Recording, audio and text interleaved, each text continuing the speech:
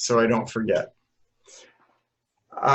We got two really interesting speakers today, and interesting that they're both first responders. One is a retired firefighter, Bob Kane from New York, and the other one is Andrea LSQ from Orlando, who is a nurse. And thank you so much for everything you're doing as a during these times for us. I can't imagine what you must be seeing and dealing with. So anyway, we're going to start off today with Bob Kane, and I'm going to let Bob introduce himself in a minute. But I've known Bob for a few years. He's probably one of the most colorful, I was going to say one of the most colorful coaches I know, but he's probably one of the most colorful human beings I've ever met in my life. Great coach. He's been at this sport for a number of years, and a real leader in our community here. And he took on this program, created a program called Sparta 70, which is a competitive, really competitive Dragon Boat program for athletes over the age of 70. And they were going to be heading up to Canada to a big event up there this year. And they're hoping that they can promote the Senior D division. And if there is a Senior D division on the international circuit, or at the international level, these guys are going to kick ass. And then and later I will introduce Andrea after that. She will follow up after Bob. And then we'll wrap up with a Mondrell moment, and his 5-minute piece, he'll try to make it less than half an hour this time. Okay, so I'm going to pass the host over to you, Mr. Kane, Coach Kane, or Barb. It's going to come to...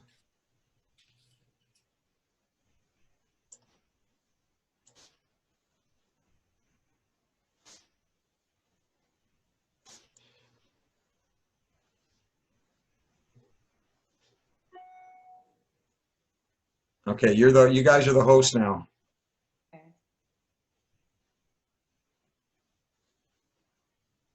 Are you seeing it?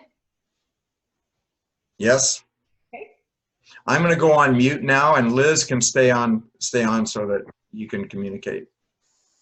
Okay, this is our logo. I just say a little bit about myself. I've got 13 years in the sport. I love the sport. I was a member of the National Sprint Championships with the Leatherneck team early in my career. I coached the American Eagles in Ravenna, Italy. I competed in the championships in Hong Kong, and currently I'm the coach of the Leatherneck Warriors, the Sparta 70, and a team that we have designated as the FDNY 343 Memorial Team, which we gather special people on to paddle around 9/11.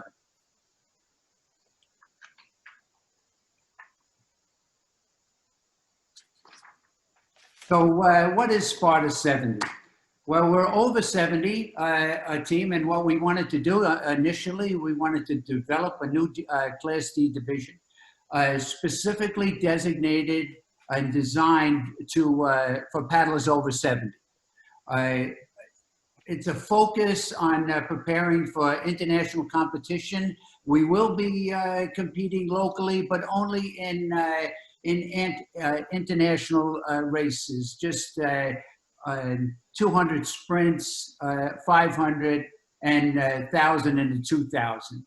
Our coaching staff is focused on training senior athletes, and we started about 4 years ago. Our strength is the unity of command and teamwork, and it's just like I got that from Pat. You know, there's no talking on the boat, no coaching on the boat. So unity of command means only that there's only one boss. Okay, so they're not getting a whole cacophony of sound when they're on the boat. They stay focused on themselves and how they contribute to the success of the team. We accomplish this by having a good foundation. And two things that I prep them early on, whether they're experienced paddlers or just novice paddlers, is the fact that they don't strive to be the best paddler on the team. They strive to be the best paddler for the team. And the other is that you have to look good to be good. If you look good on the race course, then you have good synchronization and rhythm. And without good synchronization and rhythm, you'll never reach your potential as a team.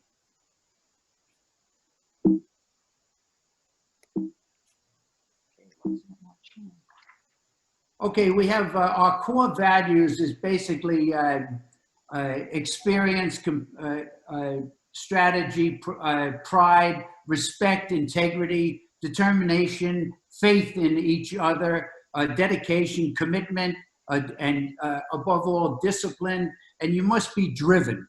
We love the sport, but you have to really have a mindset that you're striving for perfection every single day, whether it's off the boat exercises or on the boat drills and training.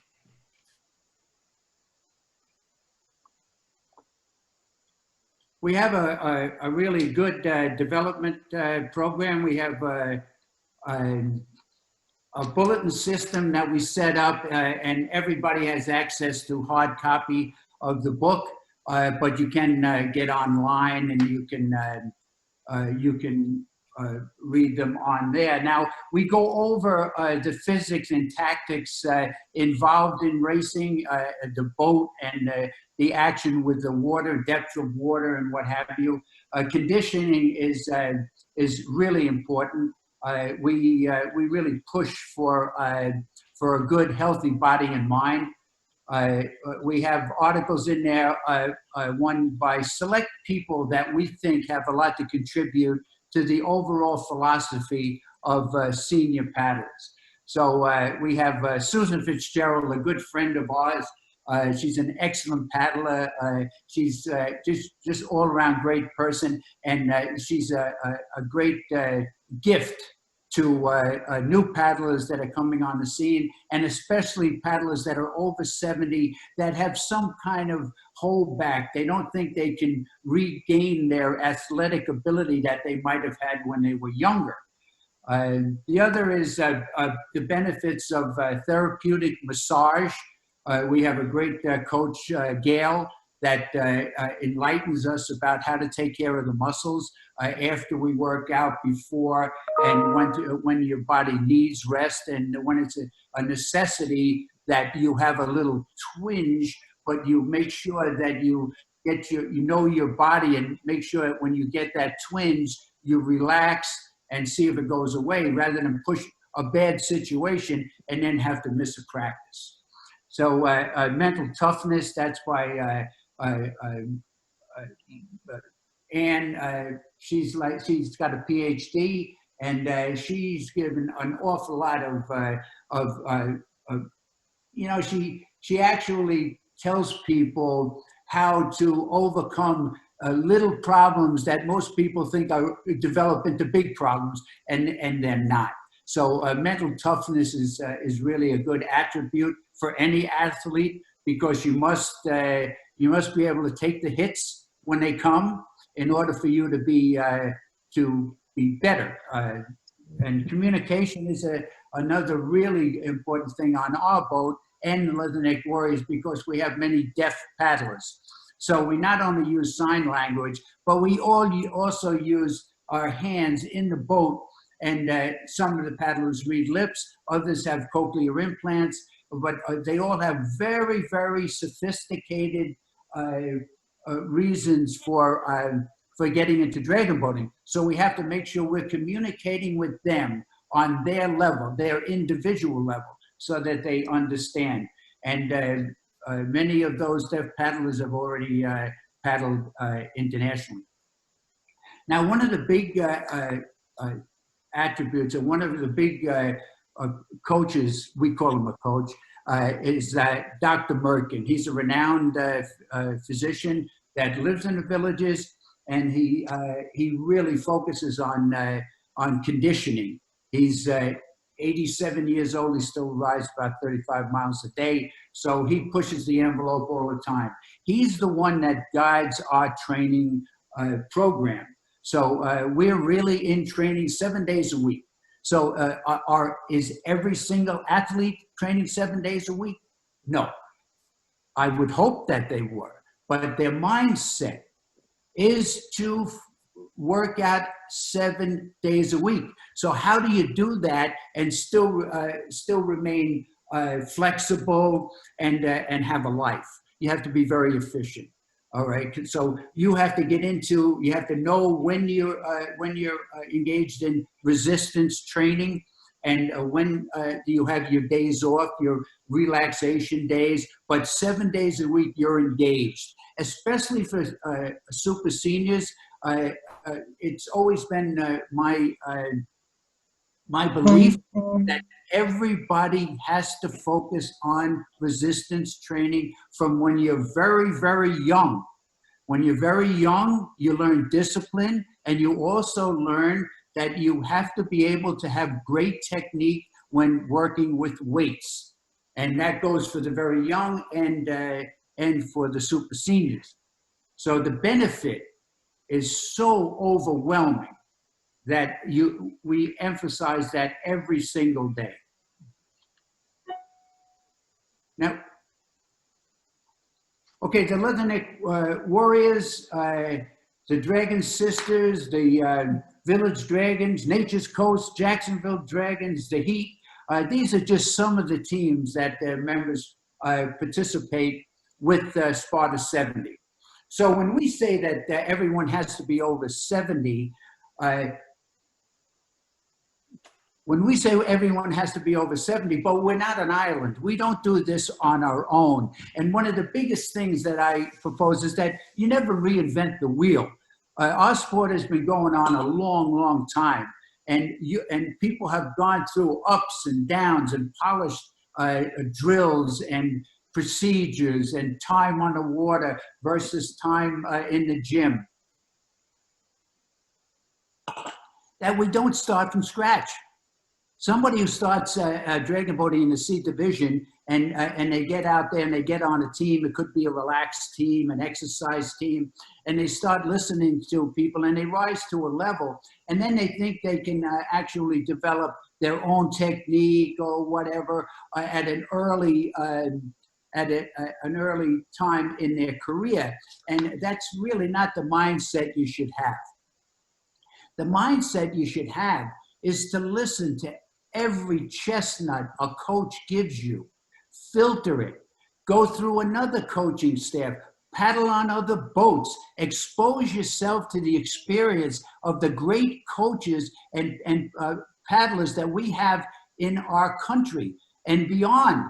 When we go internationally, it's like a gift, because we have one of the only sports that we don't rely on civilians, crowds to drive our performance. We rely on our own brothers and sisters that are engaged in the sport. Every place we go, whether it's international or national, it's our own people that do this. I remember talking to my grandson, and I'd say, Brogan, why are you involved in wrestling? You're locked up in a smelly gym in the bottom of the high school. Nobody sees you. I said, what do you want to do that for? Pick out a good sport, basketball. You're right in the arena. You have all the students following you in the hallway saying, you're great, when's your next game? Well, that's not dragon boating. Dragon boating sport is an internal developing sport. You develop your character, your heart, your participation at any level. And we're supported by our own peers, other teams. That's why when we go to, whether it's a competition overseas or here, or championships events, you walk around, engage, and everybody is kind of, they want to do something. I always say, let's, how come down, run our drill set. So I take someone from Miami and they come down and they run a drill set with the Leathernecks or the Sparta 7. Well, here's a picture of the candidates. Here they are. This is Sparta 70. This is one of the first pictures we took. We're the first over 70 dragon boat team in the United States. And I hope through this and other competitions that I'll never have to say that again. We want people from all over the world to engage in this endeavor. We lost our chance to to participate in Vancouver. It broke our hearts not to be up there. And I want to send a shout out to Ruth Bedell. She's the coach of really the first Canadian team up there that have actually competed. They competed in Trinidad last year.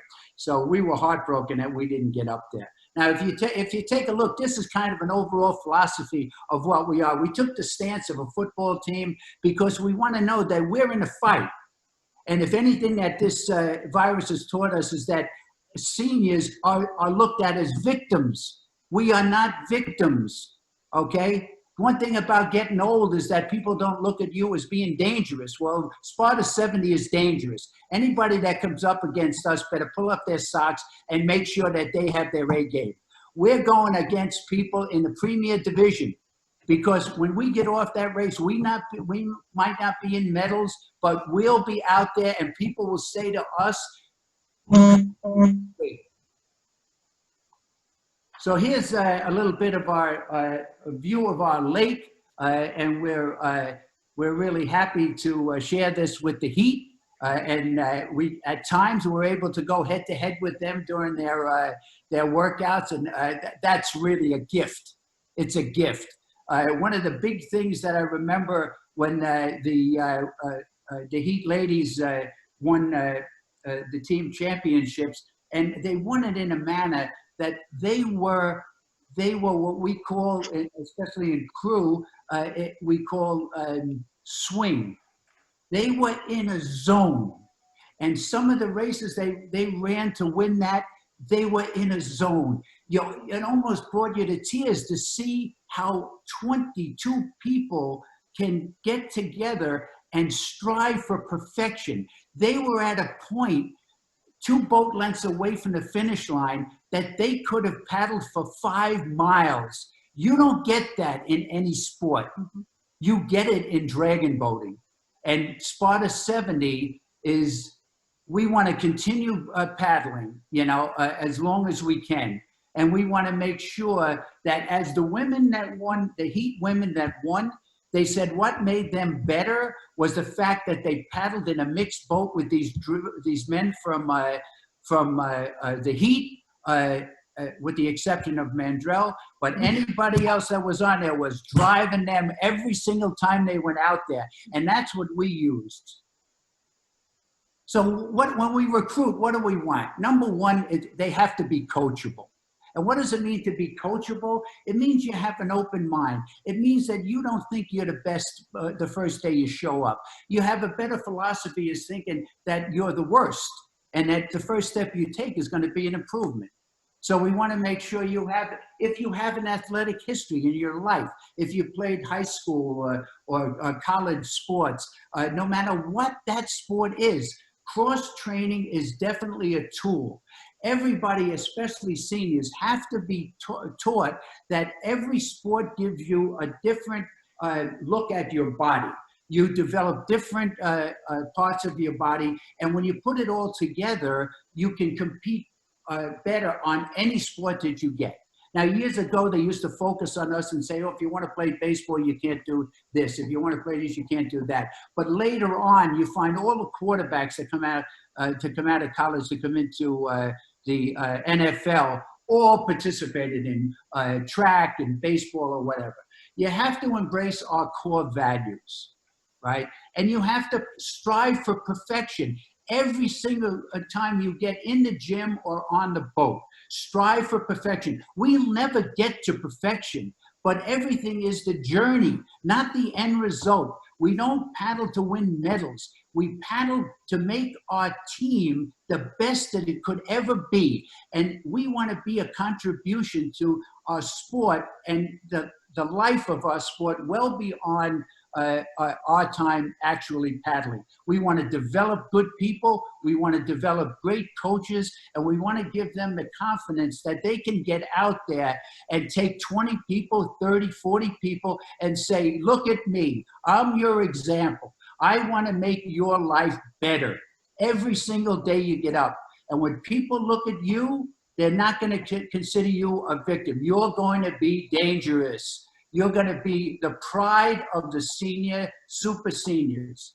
And every time you go out there, you give these young people, I would compare Sparta 70 and under 23 about similar in that their recruitment. You must, in under 23, you have to get kids that are engaged in a lot of different sports, and in older people, they're reluctant to get involved. When you're over 70, you really have to motivate people and say, you can do this. Okay, so I think there's a parallel between both. So the goal of Class D is power of fitness helps save your life. Resistance training is something that's lifelong, and it's going to enhance your life. And I tell people all the time, you're going to hit bumps in the road. I don't care whether it's high blood pressure, cancer, diabetes, whatever it is, it's only a bump in the road. You don't let that stop you. You keep going. You fight through all these bumps and maintain your focus on good health. And you'll drive all the youth in whatever country or whatever people pick up a paddle and say, I'm part of a team that's absolutely incredible. And people will say, go big or go home. I'd like to introduce now, this is the first time I saw the Sparta 70 candidates on the water. And I don't know how I was steering because I was so impressed.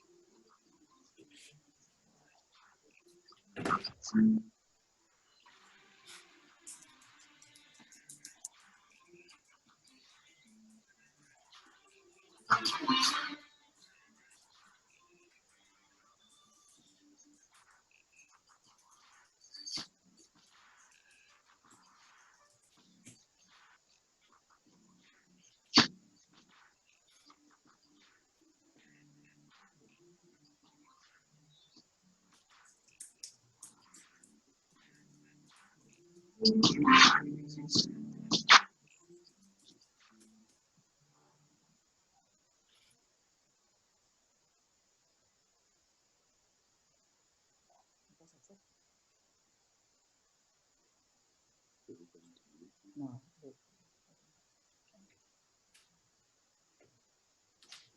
Okay. Stop sharing. Okay. Well done, Bob. Thanks a lot. That was great. A couple of gems I picked up on that. I always pick something up from you because you're a great thief. And one thing I'll tell you about Bob Kane, he's a great thief. as I am too. Good coaches are good thieves, and we're always looking for little tips, little tidbits that will help us. So we'll steal them from other coaches and other competent people out there. I love what you said about we're not on the water 7 days a week, but we're engaged for 7 days a week, and that's the expectation. And the other part is we're dangerous. We're not victims. And I got to tell you, if I was new to this sport and I was beside your team in marshalling, I'd be scared to death before we got in the water. You'd be in my head. Excellent. Good for you. And I just hope it keeps growing. And I'm sure it will. But you're a pioneer with the over 70 group here in the U.S. and in the world, in fact, I think. So well done. We got time for a couple of questions. But while we're doing that, Andrea, you've already passed the host on to Andrea? Okay. There's some people in the waiting room. I was trying to get a hold of you, Barb, to let them in, but you can't do it now because you're not the host. So Andrea, you're going to have to let them in. Yes, they can dial in. They dial in. That only gets them into the waiting room, and then the host has to let them in. Okay, how do I do that? Okay, go to participants. Yeah. Or actually, no, you should see, yeah, go to participants. That should show the waiting room come up there. Yes, okay, so I can admit. Hit admit all if there's more than one. Okay. Okay. Okay, you're done, and you're the host. So I'm just going to do a brief intro or actually before we get going, and we'll just leave you as the host there, but does anybody have any questions for Bob? We'll just do it this way. We won't change the host, and then we'll get to Andrea. Any questions on Bob and his Sparta 70s? Okay, I got one. How do you do your recruiting? And people seem to think that in the villages, oh, we've got this wealth of, it's this treasure chest full of athletes, 130,000 people, you know, that are seniors. But as you well know, not many of them dragon boat. So how do you find competitive 70-year-olds? Well, I'm really a real proponent of cross training. So anybody that I see in my, just going around a normal day of life, running around or swimming or whatever, I always tell them, look, why don't you try dragon boating? You know, and they always say, oh, no, it's a big commitment. I always say, am I on? No, you're good. Yeah, I said, you have to undermine that the definition of commitment. You have to tell them there is no commitment, because cross-training will enhance your ability to compete in your primary sport. So come down. If you want to come down, you just come down on a Monday or a Thursday when we're... Hi, Tanya. I'm sorry you were having trouble. Okay.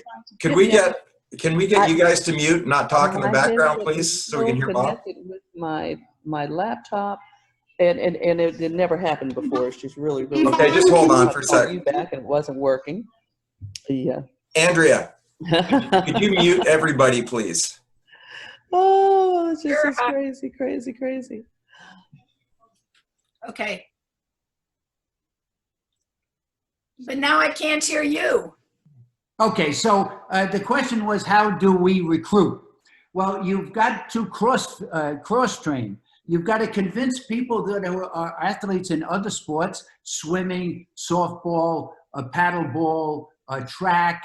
You have to convince them that coming out onto dragon boating will work different sports, the different muscles. The training that we do is not the training that you do if you're a runner or you're a swimmer. They generally do not overtrain their muscles. I was on the swim team, and it was very, very good because it helps with endurance. But actual muscle building and things like that, they don't do a lot of training off the water. So if they were to sister up with dragon boating, it would enhance their swimming by far, because we push, especially women, to increase their strength of their big back, the big muscles in their back. So that's why we do the YUT. If you look at Gushu on YouTube, that exercise is really, really good because it builds those big muscles in the back. And you tend to, with women, they don't have those, they haven't engaged those big muscles. So because they haven't, the improvement comes very fast. So if you're in a boat and you're engaging those big muscles in your back, you'll see the difference really fast, really fast. So if you ask me how to do it, it's CrossFit. And when they say commitment, get rid of it. You know, there is no commitment. Come once a month. Come once every 2 months. And once they get infected by the athletes on Sparta 70, it makes them better. It makes them better people. Never mind better dragon boaties or better in their sport. Pat, you're on mute. Okay, thanks, Bob. There couldn't be a greater ambassador for this sport. And I don't know how people, I could get you to recruit for us, because I don't know how people can walk away from you. I know I've tried, it's difficult. Anyway, thanks a ton. That was awesome. Now we're going to Andrea. And Andrea LSQ, I hope I said that right. She is the founder of the Orlando Dragon Boat Club. And what's really cool is the innovative Dueling Dragons of Orlando, which is commonly known as Cops for Kids.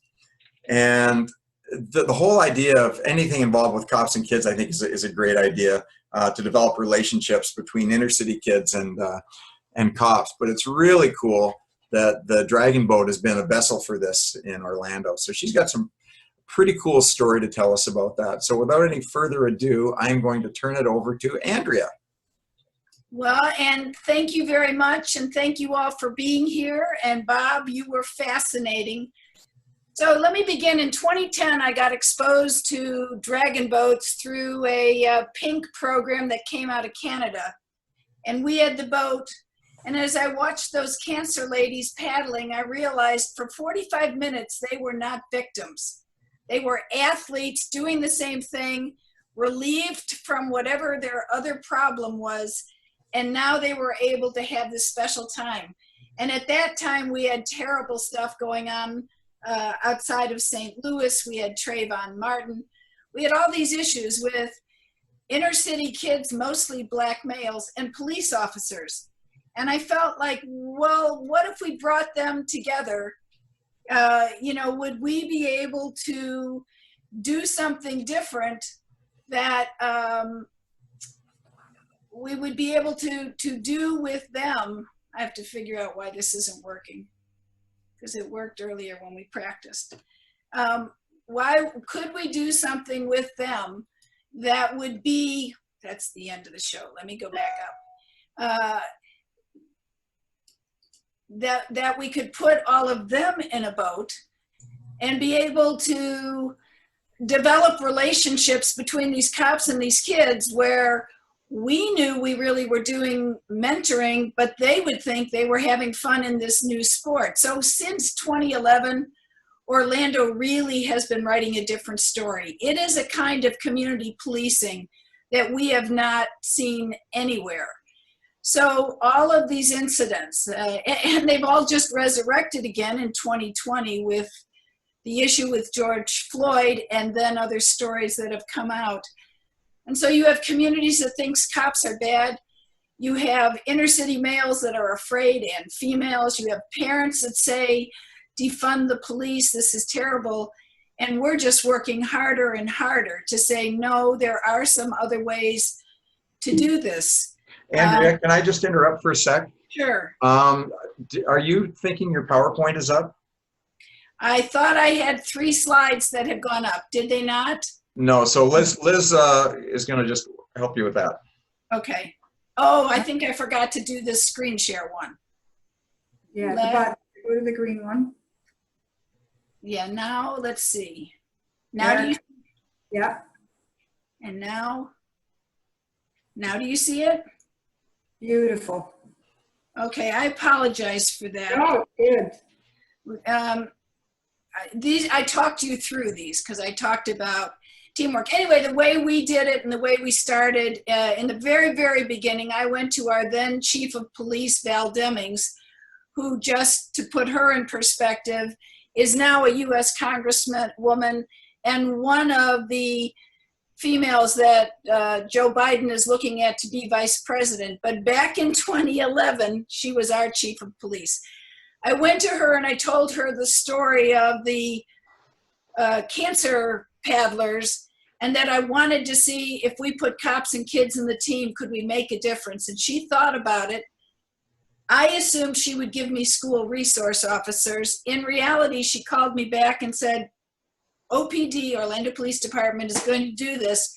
I'm going to give you 10 SWAT guys, and I will find you 10 kids from the inner city.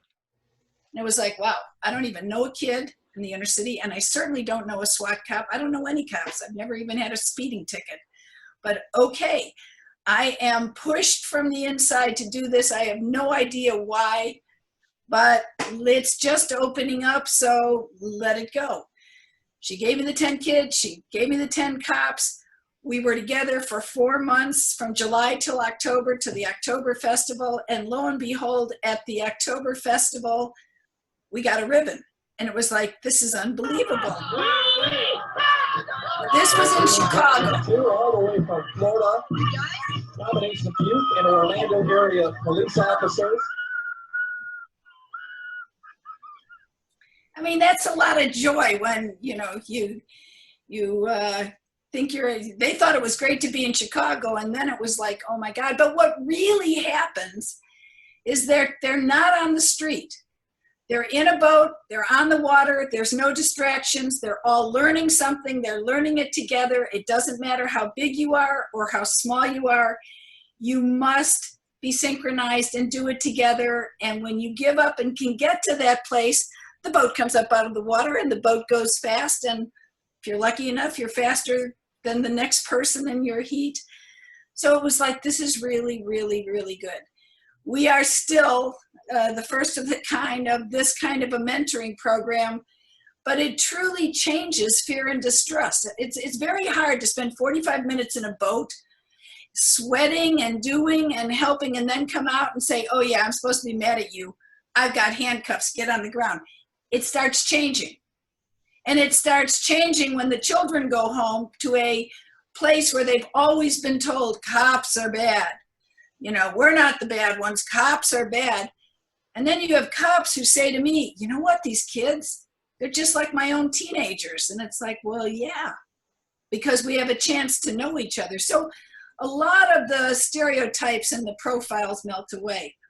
We are all about quality over quantity, because we do this for 10 months. We start in February and we go until October, every other Wednesday. We've had 162 kids come through, because a lot of them repeat. No one has dropped out of school. No one has been arrested. No one can have their grade point average drop below 2.0. And we're told if it does, because that means if you can't keep up your schoolwork, you can't come and do this. We've had children that have decided to go into the military because they wanted to be a veterinarian and knew they couldn't afford to do that coming out of the inner city. Our kids are at 90% of poverty. So they don't have the same choices that all of the other children have. We have been fantastically lucky with Kiwanis. And in fact, we've got a recipient that's on the phone now. But Kiwanis has said, we love what you're doing and we're about kids. And every year for the last 6 years, Kiwanis has given a scholarship to one of our Dueling Dragon kids to be able to go to their first year of college. And so where maybe they would never go to college, they are going to college, and that then changes something else in them, because then they want to keep going to college. And then we found other people to help with that. So it's been exciting. And one of the exciting ones that we have, from the very first group of SWAT and kids, the young man that was then a senior in high school has gone to college, graduated, ended up going to the police academy, and he now is one of our mentors. So that's very rewarding, because it's like, whoa, how did you hear people say in my criminal community, cops are bad, they're the bad guys, we don't do anything wrong, but actually getting to personally have a one-on-one relationship with some of them showed me that, no, that's not true.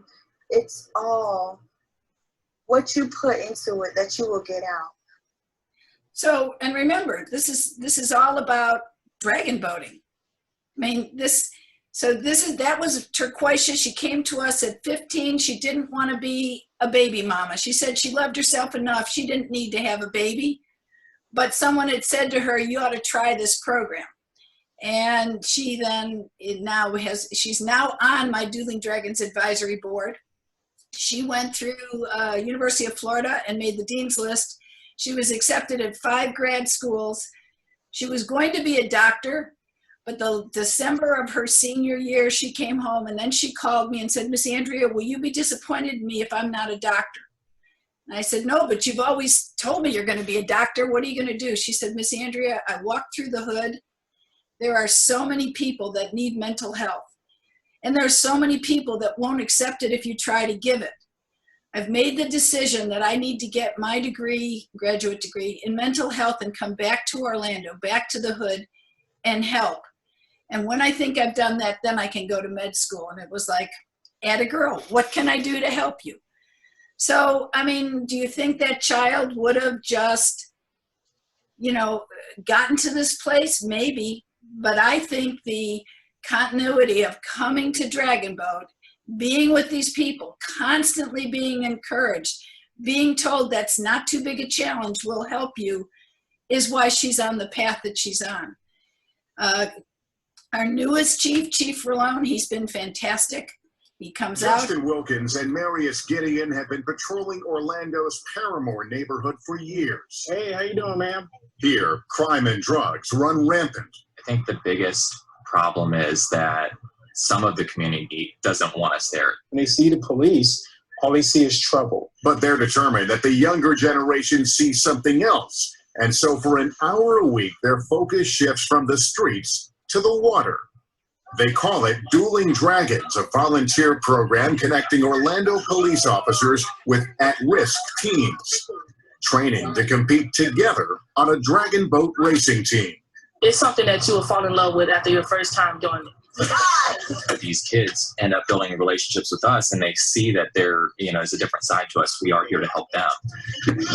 And not just preparing for competitions. They see us in a boat, they're like, oh my God, these guys are human. These guys are paddling with me. They're breathing hard just as we are. I want to be that mentor. Just because where you come from, it doesn't matter where you end up. Now in its 8th season, both cops and teens find there's a lot to learn. They're able to help kids that have no type of connection with police officers, so we can actually have a conversation and turn into a relationship, to turn into a bond. Stroke by stroke, a partnership becoming even stronger on the water and the streets. So we were pretty excited.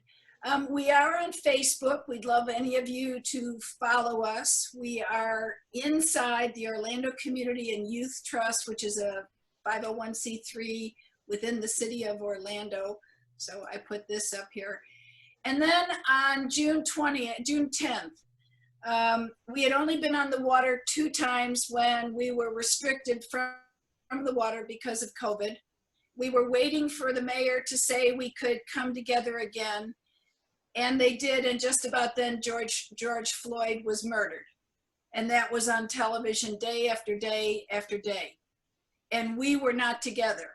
Our kids were out of school for 7 weeks, so they were home with their mothers, their fathers, their brothers, and everyone that looked like them. And now all of a sudden we're told we can get together, and Officer Marty, who I work with, we just said, we can't just throw these kids in a boat with the cops like nothing happened. Something terrible happened. Why don't we instead have a meeting? Even though we want to be on the water, let's have a meeting. And we'll tell them the COVID guidelines and take attendance, and we'll talk about feelings. But what we really did was get everybody there. Cops, deputies, firefighters, teenagers, mentors, and in walked Sheriff Mina and Police Chief Rolone as a surprise. Now that's a big deal because you don't get the top cop. I mean, we're having demonstrations and all of this stuff, and tear gas, and they're cutting off the demonstrators are cutting off the 408. And all of a sudden, here's the top cops to tell them a story and ask questions. So I'm going to share that with you. Well, I think I am. Maybe not. Let me see. I had it working yesterday. Give me 1 minute. to figure out how to do that. Here it is.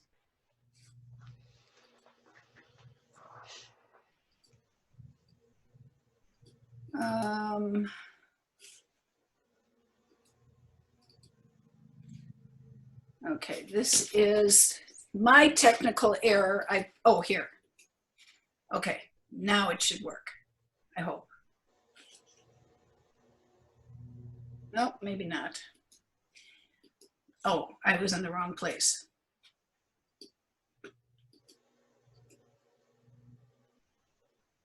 I think it's moving.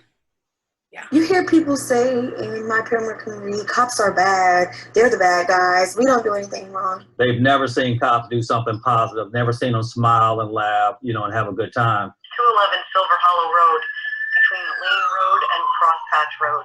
They look at us like we're the enemy. You know, we're like the enemy. The enemy. You can call me a snitch if you want to, but we have the cameras up for 320 calls, and all of them set on this man.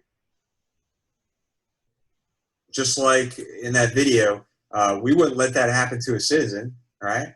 Same thing. We can't let that happen to a citizen by an officer. We wouldn't let a citizen lean on someone's neck like that. That feeling that sometimes we had when we knew that something around us was not right, but if we were a junior officer looking at a senior officer and wondering, you know, should I say something? Should I do something?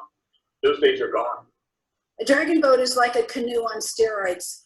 It's 41 feet long, 635 pounds empty. Then you load it with 20 paddlers, a steer person, and a drummer. And then you ask all of them to be in sync with each other. That means they give up of self. And Dueling Dragons 2, all the way from Florida, nomination of youth in Orlando area police officers. We can be that person for them, and we can develop a relationship that, like I said, is lasting. All of our kids are good kids. They want what everybody else wants. They want to be seen. They want to be heard. They want to matter. They want to care. They want people to care about them. And this program seems to do that. So all we do is listen to them, hear them, see them, and they respond, they blossom, and they tell us that they love us. I don't like to stereotype in either case, and I don't like to label, but to see officers who give so much of themselves and who were really extremely dedicated to actually helping, not just doing the job, but going above and beyond. Their schedules are very hectic, yet they're at the practices, they're at the competitions, and they're talking to the kids, and it's such a great relationship. So when I see how involved the officers are and how dedicated they are to helping the kids, it definitely gives me a positive outlook on it. Absolutely. When I'm working and I see the kids outside of this program, you know, they're not afraid to say, hi, hey, how are you doing? And to have a conversation with me, even around their friends. It helps both the police and the kids see that we're all just human and we want the best for everybody. You hear people say in my pyramid community, cops are bad. They're the bad guys. We don't do anything wrong. But actually getting to personally have a one-on-one relationship with some of them showed me that, no, that's not true. It's all what you put into it that you will get out.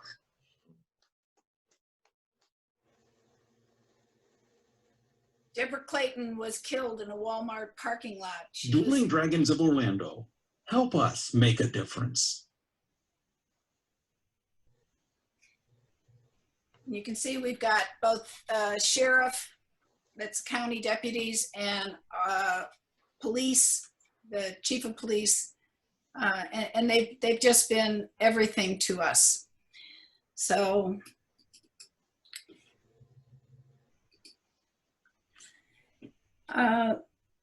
if you have any questions, I am happy to answer them. We are in our 9th year. This is a very odd year for us because we can't get together.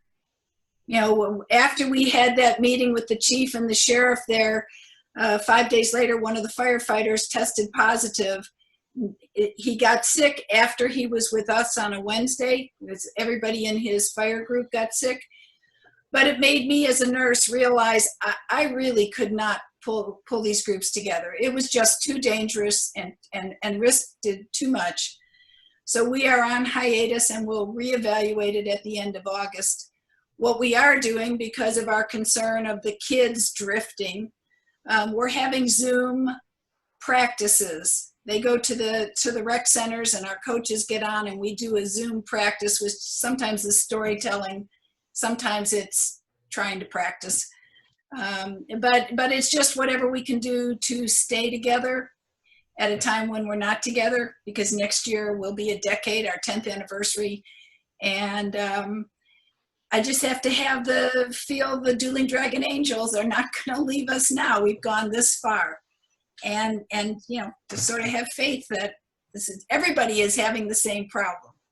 But anyway, if you have any questions, I am happy to answer them. But Pat, do I give it back to you now? Yeah, Andrea, if you want to pass the host back to me, and while she's doing that, anybody have any questions for Andrea? It's going to take me a couple of minutes to recover from that.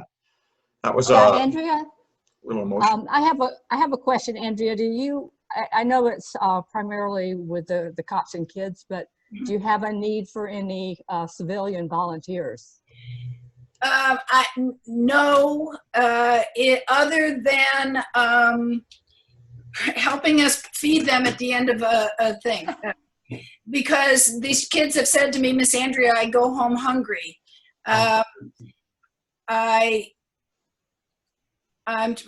trying to figure out participants. Okay, so just go to participants and find my name. Yeah, I did, and I said more. Is that correct? Well, click on more. Yeah, I did. And then you should see it says make host. Yeah. Okay. The problem is that, and people don't understand, I got 60 people to deal with, which is a lot, and I have to let the team gel when we're so big, and I have an issue of understanding who is it that's walking onto the grounds and helping while we're trying to get the kids focused with the coaches, especially a year like now when we haven't been together and nobody knows anybody. I mean, the cops know the cops and the kids know the kids. I see Brandon on here. Brandon is one of my bright light paddler from when he was 15. Now he's a grown-up. He is in college. He's one of the recipients of the scholarship. He is on my advisory committee. I turn to him all the time because he's now a young man, not a teenager. And if you have any questions to ask him, he's done the program from the child side. But yeah, mostly we need money because I have to buy t-shirts and we take 3 trips a year. We usually go to Sarasota, Miami, and sometimes Tampa, because on those bus trips and then all day, a lot of bonding takes place. And then we do the big trip, which is an away trip. We've been to Chicago 2 or 3 times. We've been to Reno. We've been to Colorado Springs. We've been to Toronto.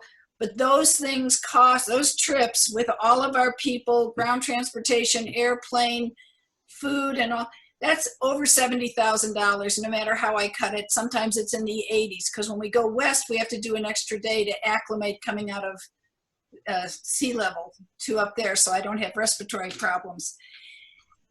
And so we're constantly fundraising and it all gets used. It's not like we go, oh, wait, this is great.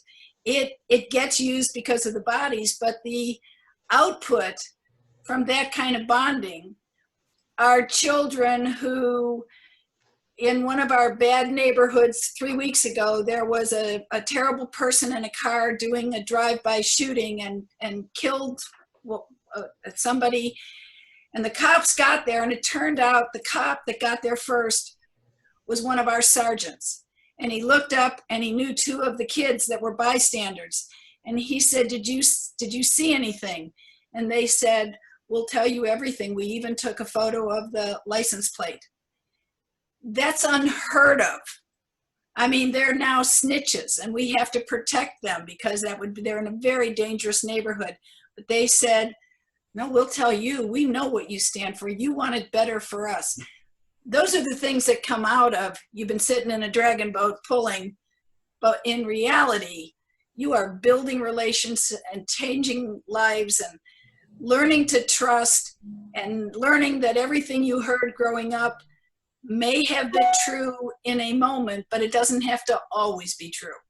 So this has just been a fantastic program. It's, you know, I'm afraid right now, can we sustain into next year? Because I'm not a wizard and I don't know, but I'm going to believe that we can, and I'm going to continue to try to, you know, keep the kids together, keep the cops together, and fundraise, because I think where we've just gone through, the lady that was shot in her house and George Floyd and all that, it's a very difficult time for policing and a very difficult time if you're a minority. And so I want to continue with this kind of community policing where we can do it differently and make difference even in our small circles, and maybe those small circles will become larger. I also see that Joe Lunding's on. Joe Lundy is a police officer that has been with me since the very beginning. And he has brought me some of the very finest children we've ever had that come out of the most difficult circumstances. And they love this police officer. I love this police officer. But he also can take an explosive situation and get everybody calmed down and then into the boat, and then somehow it disappears, all in a dragon boat. So you can ask me any question you want. I would think maybe you should ask Brandon or Officer Lundy, because they're really in the trenches. Yeah, I just like to say that we're only a phone call away, Sparta 70. You give us a call anytime you want, and we'll get a bus and come down there, and they can see how the other half lives, the kids and the super seniors. And we bring food and bling. So we'll have time with No, that's a good offer. We love the food. I can tell you what time we need it. We need it for 60. It's a lot. I mean, and we'll give you an in-kind donation back from the 501c3. Andrew, we're going a little bit over, but it's certainly worthwhile, and I don't want to shut anything down at all. But Joseph and Brandon, I see you guys up there on your screen. Is there anything that you wanted to share? And don't worry about the time, because if half the audience is as riveted to this as I am, I think it's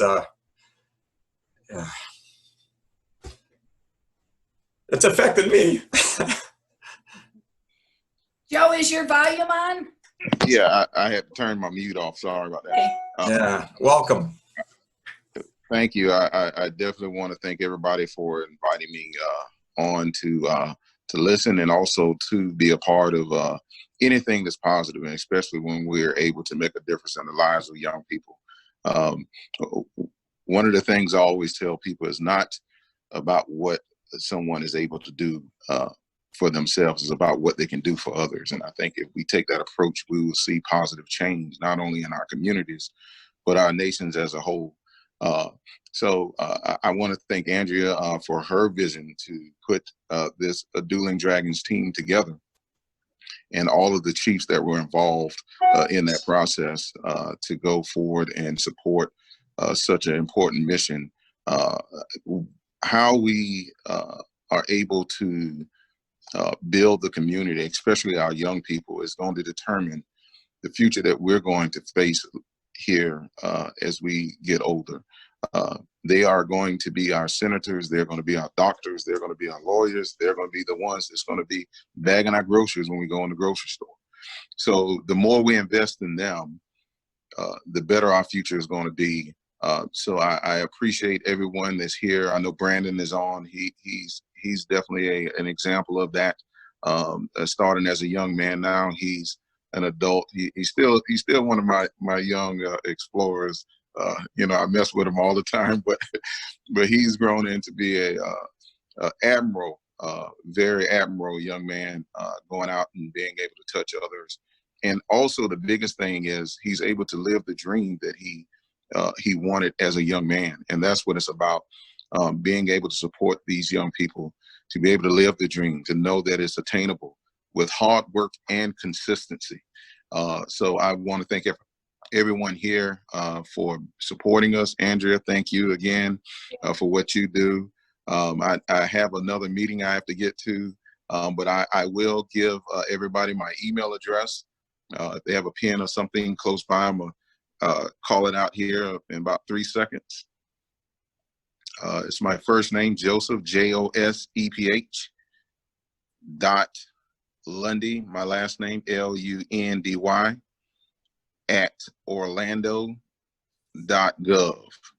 And my cell number is 407-222-1704.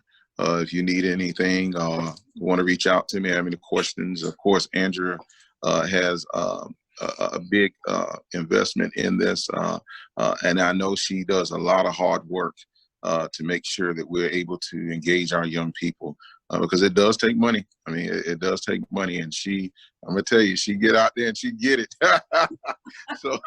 So we definitely appreciate all the support we can. If you have any questions for me, I have another meeting to go to. Feel free to give me a call or shoot me an email. And Andrea, I love you. Brandon, I love you. And God bless to everyone.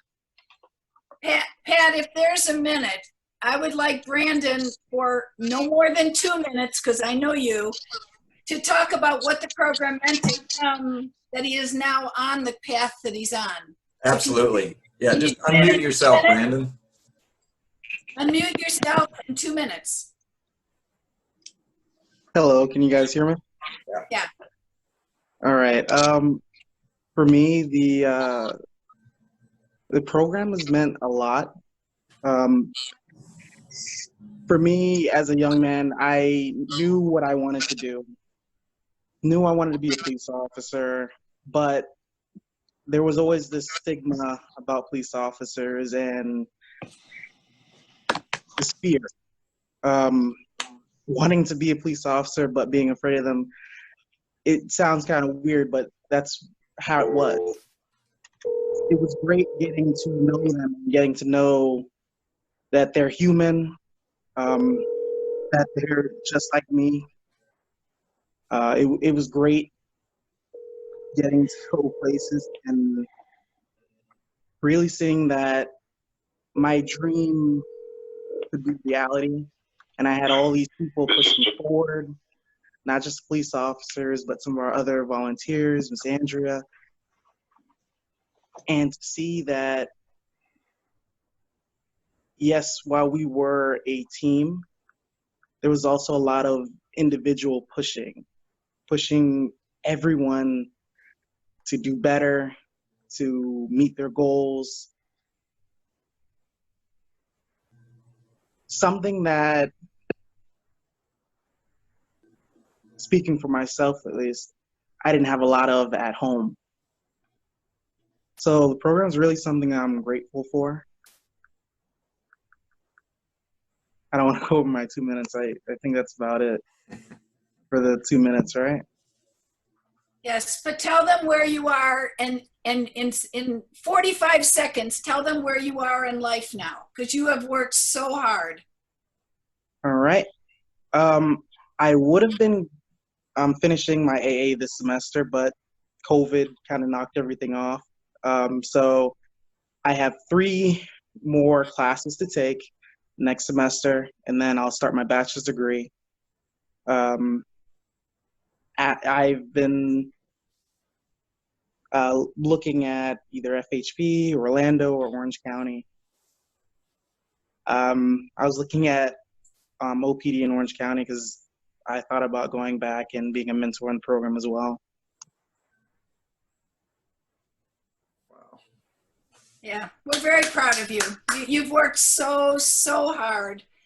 He's done all that while he has worked 1, 2, or 3 jobs, taking care of his grandparents who he lives with, away from his parents who live in a different country, been here by himself, and he's wonderful. He does not know the word no. He knows the word, yes, ma'am, I'll be happy to help.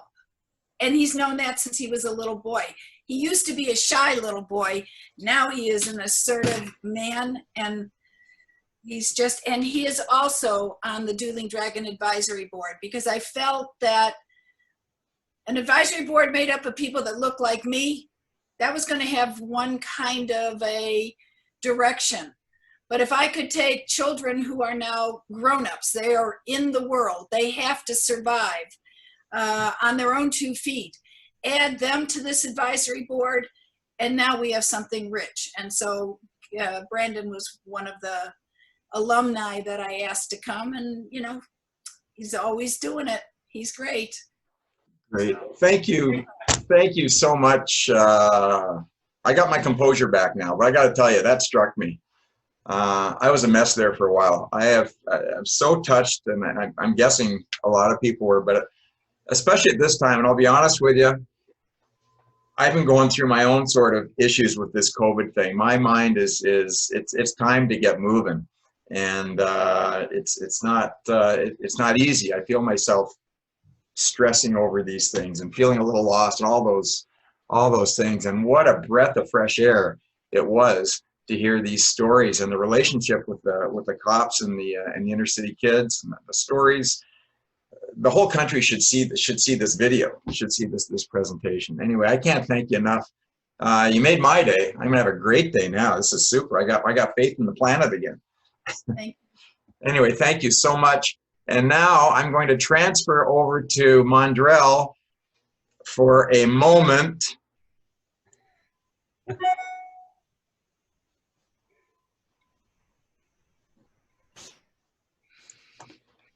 Okay.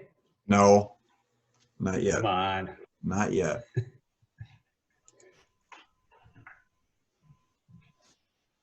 It's asking me if I'm sure I want to do this, and I'm not sure. You did it. Oh. Okay, you're the host. Okay. So let me start off by saying that I am under tremendous pressure from my producer to keep my segment much shorter than I have been. I've been kind of talking too much. So I have my Dragon Boat timing device. I'm going to start it, and I'm going to keep an eye on it. Okay. So I got to keep my producer happy, or I won't be invited back to the show. Okay, so I'm going to start now. There we go. I'm on. You're on. Okay. Today my Mondrell moment is the title is The Fishing Report. Okay, so as you know, most of you know, I'm in Wisconsin now. I've been here for 4 weeks now. Wisconsin, famous for several things. The first thing is beer, of course. So this is a Leinenkugels from Chippewa Falls, Wisconsin beer. I love props. Bratwurst. So these are bratwurst. Don't ever buy bratwurst in Florida. They're terrible. You have to go north to get good bratwurst. Cheese. Okay, cheese. Wisconsin famous for cheese. These are what they call end cuts. So when they package the cheese, they take like the ugly pieces at the end and they put them in packages and they sell them much cheaper. So we buy end cuts because they're cheaper and it's the same cheese, right? Who cares what it looks like, right? Okay, the other thing is fishing. Especially up in this northern part of the state, they love fishing. So today I have my fishing hat. My fishing hat on. There we go. Okay, so let me start off by saying I not fish. So I'm here for the entire summer. If I go fishing once or twice, that's quite enough for me. I don't fish. But what I do is I paddle. So I don't have a fancy OC, but I live on a lake. I have an old-fashioned canoe. I paddle around the lake. I follow the shoreline around the lake. And you might find this hard to believe, but everybody on the lake knows me because I stop and I talk to everybody. So what happens when I'm paddling is if I come across a fisherman, I'll stop and I'll ask the standard question. Did you catch anything? And fishermen love to talk. Fishermen are like dragon boat coaches. They both love to talk. So fishermen they'll talk to you. They'll tell you what's going on. So an example would be if I'll be paddling and I come across fisherman number 1 and I say, catch anything? And he said, not so far today, but last night by the Big Island, I caught a couple of nice ones in about 12 feet of water, and I was using leeches. Okay, so then I'll paddle on, and I may come across fisherman number 2. And I'll stop and I'll say, hey, catch anything? And he'll say, no, it's kind of slow this morning. What have you heard, Mondrell? Because they know that they can get the fishing report out of me, even though I don't fish. So then I will pass on the information. I will say, well, I just talked to Henry, and he said that he caught a couple of nice ones out by the Big Island last night. And he'll say, what was he using? I'll say leeches. He'll say, how deep with water was he fishing in? I'll say 12 feet. And then I'll paddle on, I'll leave. But I won't get far away, and all of a sudden I'll hear his motor start up, and I know where he's headed. He's headed to the Big Island because he's going to take advantage of the information that I just supplied.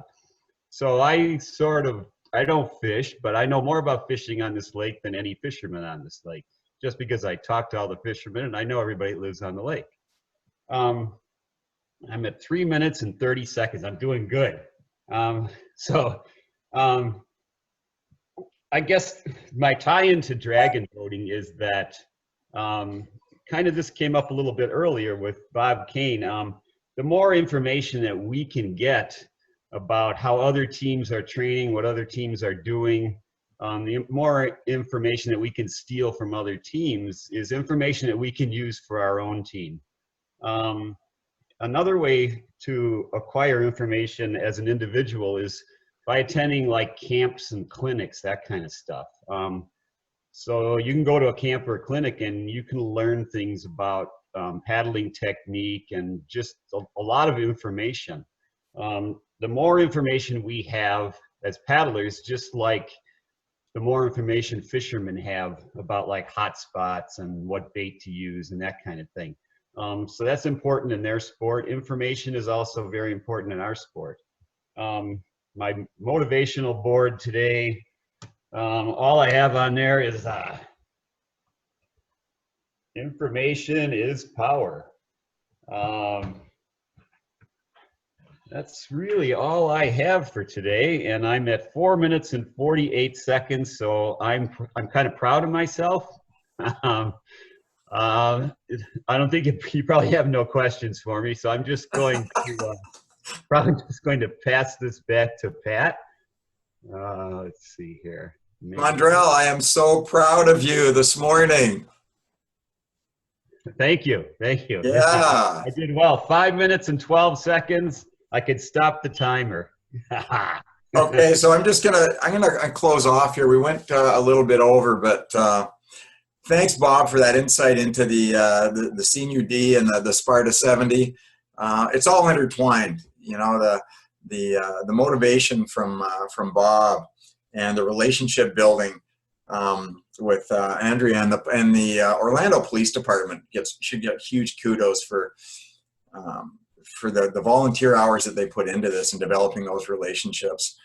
I don't know, I could go on forever. I just barely got my composure back enough to say this. I was really, really moved by that.